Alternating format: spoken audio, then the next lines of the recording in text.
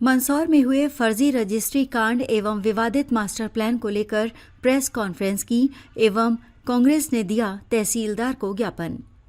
कांग्रेस द्वारा 2041 के master plan की विसंगतियों को लेकर आज रैली निकालते हुए सुशासन भवन पहुंचकर मंदसौर कलेक्टर अदिति गर्ग के नाम तहसीलदार को ज्ञापन सौंपा गया है और शासन द्वारा कुमावत समाज के लोगों की जमीन को ग्रीन बेल्ट में डाल दिया गया, जिससे समाज के लोग काफी आक्रोशित हैं और आत्महत्या एवं आत्मदाह जैसी गांधी चौराहा पर घटना को अंजाम देने की चेतावनी भी दी जा रही है और जल्द ही मंदसौर नगर को बंद करने की चेतावनी भी दी गई है।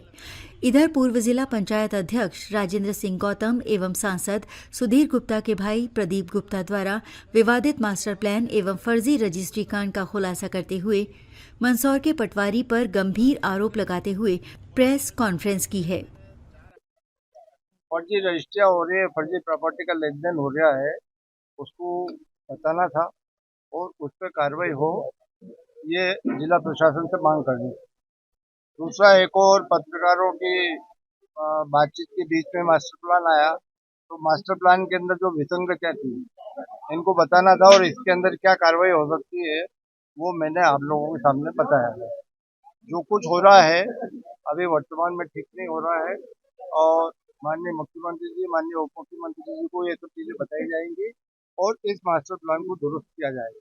और दूसरा, हमारा इसके अंदर सबसे बड़ी मांग ये है कि जो टीएनसीपी अधिकारी बैठ के जो मास्टर प्लान बनाते हैं, ये जनप्रतिनिधियों को अवॉइड करते हैं, ये दूसरे लोगों को अवॉइड करते हैं, जनता को अवॉइड करते हैं और अपने मन मर्जी से पर्टिकुलर कुछ लोगों को लाभ देने के लिए मास्टर प्लान बना देते हैं, जो कि आक्रोश का केंद्र बनता है। मंदसौर की जनता काफी आक्रोशित है और आप यहाँ अभी बीजेपी और उसकी बात हो रही थी, मेरा ये कहना, बीजेपी के कई बड़े नेताओं की जमीन इन्होंने ग्रीन बेल्ट में डाल दी, ये सबसे बड़ी बात है। तो इसका मतलब ये है कि अधिकारी ये मान रहे हैं कि यही सरकार है और यही प्रशासन है, सरकार नाम की कोई चीज इनको ऐसा लग रहा है कि नहीं है। लेकिन माननीय मुख्यमंत्री जी की जब चीज ये ध्यान में लाई जाएगी, उप मुख्यमंत्री जी को ये बताया जाएगा, तो हमारा मानना है कि निश्चित रूप से इनके ऊपर कार्रवाई होगी, दोषी अधिकारी दंडित होंगे और इनको नौकरी से निकालना चाहिए, सस्पेंड करना चाहिए और इसकी गहन विस्तृत जांच होनी चाहिए। और जो ये फर्जी रजिस्ट्री हुई है, इस फर्जी रजिस्ट्री का मास्टरमाइंड कौन है उसको भी पकड़ना चाहिए। मतलब एक आदमी जो है ही नहीं वो आके रजिस्ट्री करा जाता है और पुलिस को मिल नहीं रहा है, और दूसरी बात, वो आदमी पत्रकार को नोटिस दे रहा है, ये बहुत बड़ी बात है। फर्जी रजिस्ट्री का मामला भी है, किसके द्वारा कराई गई है और कौन कौन लोग। ये तो कोई शुक्ला जो है ही नहीं, वास्तव में उस नाम का आदमी कोई है ही नहीं, उसके द्वारा करवाई गई है। क्या वो मृत है? अब वो मृत है, जीवितपन है ही नहीं।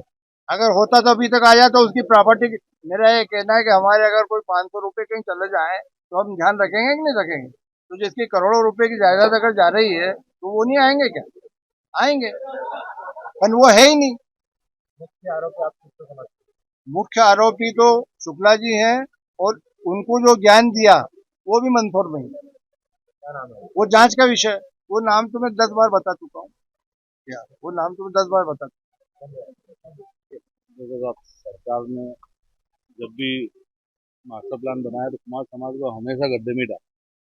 कुमार समाज के बहुत गरीब परिवार के लोग हैं, उनके किसी के पास आधा बीघा जमीन, किसी के पास 1 बीघा और किसी के पास तो 10-10 हजार फीट के टुकड़े भी नहीं। वो लोग वहीं खेतों पर ही मकान बनाकर निवास करते हैं और शासन ने उस जमीन को उसमें कृषि में और कहीं ग्रीन बेल्ट में डाल दिया। तो ऐसे में वो गरीब लोग आत्महत्या करने पे मजबूर।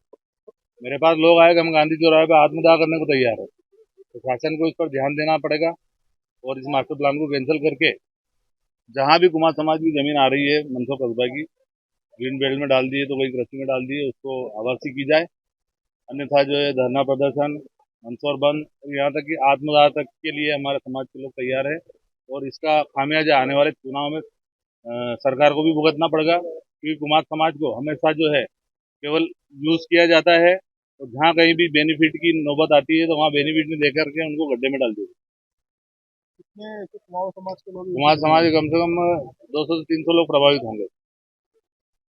और सब गरीब तबके के लोग हैं, और इसको आवासीय करने में ही कुमार समाज का भला है। नहीं तो आने वाले समय में मैं जो आज बोल रहा हूँ, आप देखना गांधी चौराहे पे आत्मदाह की भी नौबत आएगी।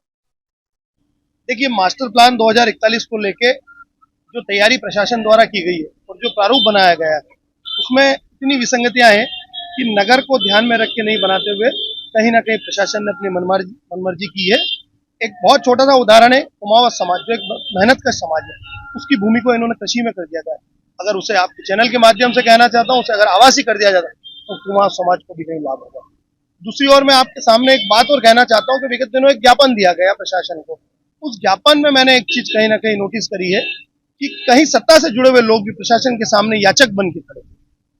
मैं जानना चाहता हूँ, भाजपा की सरकार है, भाजपा की नगर पालिका, और यहाँ दो सांसद हैं, उप मुख्यमंत्री भी हैं। इतना सब होने के बाद कहीं ना कहीं सत्ता के लोग इसमें क्यों नहीं आगे आ रहे? क्यों सांसद जी की आवाज नहीं आ रही है? क्यों उप मुख्यमंत्री जी की आवाज नहीं आ पा रही है? क्यों मास्टर प्लान को लेके वो लोग कुछ नहीं बोल रहे? सरकार के लोग क्यों सामने नहीं आ रहे?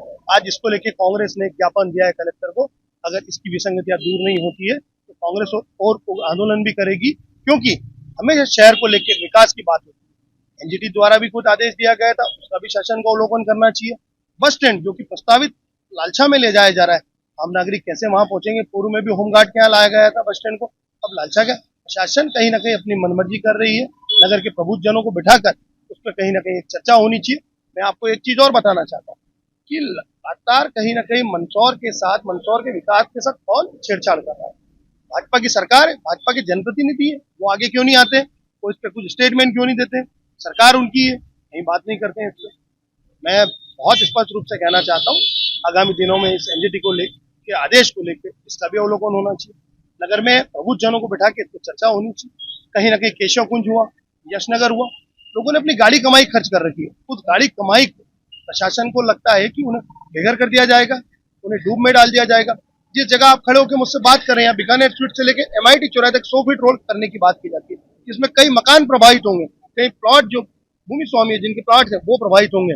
ऐसी स्थिति में उन लोगों ने बड़ी मेहनत से पैसा कमा के यहाँ किसी ने मकान बनाया। गरीब लोगों ने अपने घरों को खड़े करने के लिए एक सपना होता है उनका, उस सपनों को ध्यान में रख के अगर मास्टर प्लान बनाया जाता तो कांग्रेस भी उसका स्वागत करती। पर प्रशासन ने कहीं ना कहीं अपनी मनमर्जी करी है, क्योंकि भारतीय जनता पार्टी इन सब चीजों से खामोश है, मौन है। लगातार शहर के विकास को लेकर भारतीय जनता पार्टी नहीं चाहती कि मंदसौर शहर का विकास हो। इसको ध्यान में रखते, अगर विकास को ध्यान में रखते हुए बनाया जाता तो कहीं ना कहीं इसका हम खुद इसका स्वागत करते। आज कांग्रेस इसका विरोध करती है और कलेक्टर से मांग करिए इसका पुनः अवलोकन, पुनः विचार करें और इसको दुरुस्त किया जाए।